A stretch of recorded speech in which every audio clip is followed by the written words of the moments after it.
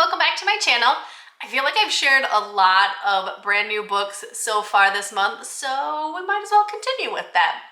Today I'm sharing with you new picture books that were released in September of 2024. I'm doing this a week early, I think, if I'm looking at the calendar, right? Usually I do it the last week of the month, but I figured it would be okay to sneak it in a little bit early. This month we'll have something different for next week's video. It will still be about picture books, don't worry. That's pretty much what we talk about around here, is picture books and how to use them in your classroom. I love to share brand new books that were released because I know so many new ones are released each week and it's really hard to keep up with all of them. So I pick a couple each month to share with you and share how I think you can use them in the classroom.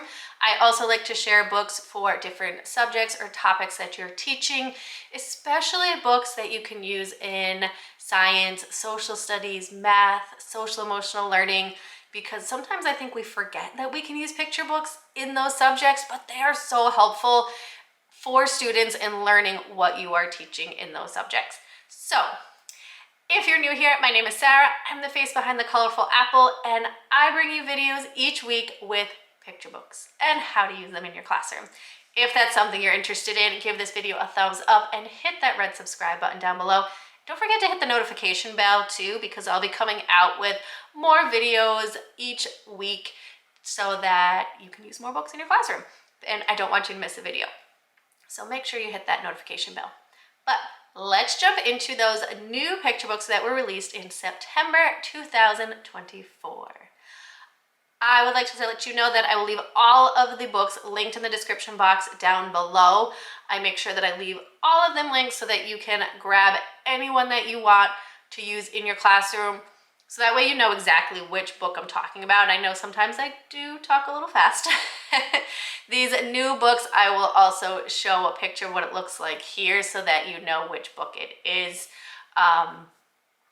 But a lot of times books have similar titles, so by giving you that exact link, you know which one you're looking for. You can also find all of this information on my website. I do show notes for each episode, and on there you can read through if you don't want to watch or listen, but it also has links and pictures of each of the books. I'll leave a link to my website down below as well. So now let's actually get started on those books.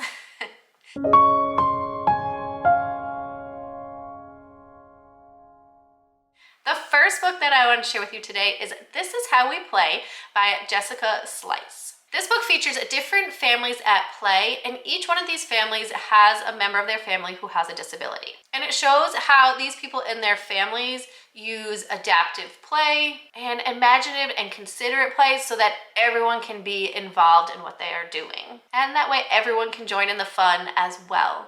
And this book is really helpful because it comes with a lot of back matter that has a kid-friendly guide to thinking, learning, and talking about a disability. It also includes a glossary of different disabilities that are represented throughout this book, as well as a guide for grown-ups to encourage discussions with children about disabilities that they might encounter, people with disabilities that they might encounter throughout their daily lives. And I think this is an important book for students especially, because sometimes they don't know how, especially if you have students in your school who have disabilities, sometimes able-bodied students don't know how to interact even though they might want to. So this gives them that help in encouraging them to include everyone in their play and how to do so. So I think this is a great one for you to have in your classroom. This next one seems pretty neat. I have notes in front of me because I feel like I'm sharing a lot of new books. So I have notes in front of me if you see me look down. This next one is not just a book, but I think it's kind of a whole movement that the authors are creating. This one is called Fibration, and it's by Brad Montague. I think that's how you pronounce his last name. And it's a big party to celebrate failures. Now, I follow him on Instagram, I believe. I'll have to leave a link. And he was encouraging people from every state around the country to host their own Fibration in celebration of this book. Now, a Fibration is celebrating the joy and learning even when you fail. So it says that you are cordially invited to a Fibration party, and you are to bring that lopsided cake, the plant that died, and the spelling test that you failed with you to this Fibration party. And the authors really want to start this movement to talk about how failing isn't bad, that we need to celebrate that you tried, that you learned something new, that you have the opportunity to grow and get better at it. I think for so long we have seen failure as this bad, this negative thing, but it means that you tried something new, that you moved out of your comfort zone. And I think we need to pass that on to our kids, to our students, that we need to encourage them to fail and explain that it's okay if they do. It's just part of the learning process and getting better. So I think this will be a great book to have in your classroom, and you'll also be able to have your own Fibration party and encourage your students to try something new and to share with the class and celebrate it. So I think that's a fun one to add to your collection. Next we have We Are the Builders by Deepa Iyer. And it's about this close-knit, diverse neighborhood and how everybody pitches in to help one another. This neighborhood is celebrating Community Day, and all of the kids are kind of trying to figure out where they fit in.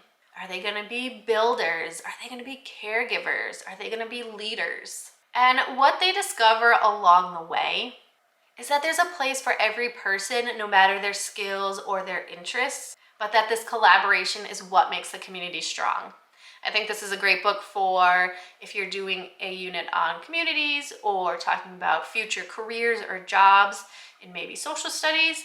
This one would be a good one for students to kind of think about what they want to be and how they want to help their community in the future. The next book that was released in September 2024 is The Idea in You by Questlove. It's this fun exploration of imagination and finding inspiration. This book will inspire your students to find their own creative pursuits and find out what they are passionate about and what brings them joy. The next one we have is perfect for election year. It's Leo's First Vote. This is a good book about introducing voting and elections to students. We follow along as Leo goes with his father to vote, and how important it is to use our voices in the community and how every vote counts. And the book takes us through the whole election process and really explains it in kid-friendly terms so that students understand what's happening in the election and why voting is so important. And this one also includes additional back matter for students who want to learn more and really dig deeper on this process. This next one I really like, and I think it kind of describes me a little bit, so I'm very excited for this one to come out. This one is called I Want to Read All the Books. It's about a curious young girl who has questions about everything. And so as she starts to ask more and more questions, her mom finally hands her a book. And the young girl realizes that she gets so many answers from this book, but that it also leads to more questions. So she decides she's going to read all the books in her house, all the books in her friend's house, all the books in her grandparents' house. And then her mom brings her to the library, and she realizes there's a lot of books out there. And so she's on this mission to read as many books as she can and to learn as much as she can. And I think this is just an inspiring book, a great one to show students how powerful reading can be, that it's fun, that it's enjoyable, and that it can answer a lot of your questions, but it might lead to more in the process. Next, we have a book called Pockets of Love. Grandma Monana always made the best empanadas for Mammy's birthday, but this year, Grandma Monana has passed away, and Mammy is really sad. Her birthday won't be the same. So Star and Sebi know that they need to do something to cheer her up. Can they make the same empanadas that their grandmother made? Or will they turn out differently because they don't really know what that secret ingredient is? You'll have to read this one with your students to find out, to see if they can make the same empanadas as their grandmother. This next book follows in the series of The Proudest Blue and The Kindest Red. This one is called The Boldest White. And it's about a young girl who loves being a part of her community at her mosque. And she loves being a part of the group at her fencing lessons. But when she's the center of attention, when all eyes are on her, she freezes up and she gets nervous. Her mama says that bravery will come with time, but with the fencing tournament coming up, will she be able to get up in front of other people? Will she be able to overcome that fear? Another great story that is a part of this series. This next book is called The Greatest, and it's told from the point of view of a grandfather, and he's kind of reflecting on his lives with his grandchildren. And he's thinking about their relationship and what makes him great. Why do his grandkids love to spend so much time with him? He talks about how he loves Sundays when his grandkids come to visit and they catch fireflies, they tell stories, they sing songs, they act out plays, and how much fun he has with them and how much his grandkids admire and adore him. But sometimes he wonders what makes him so great and what makes him different than any ordinary man.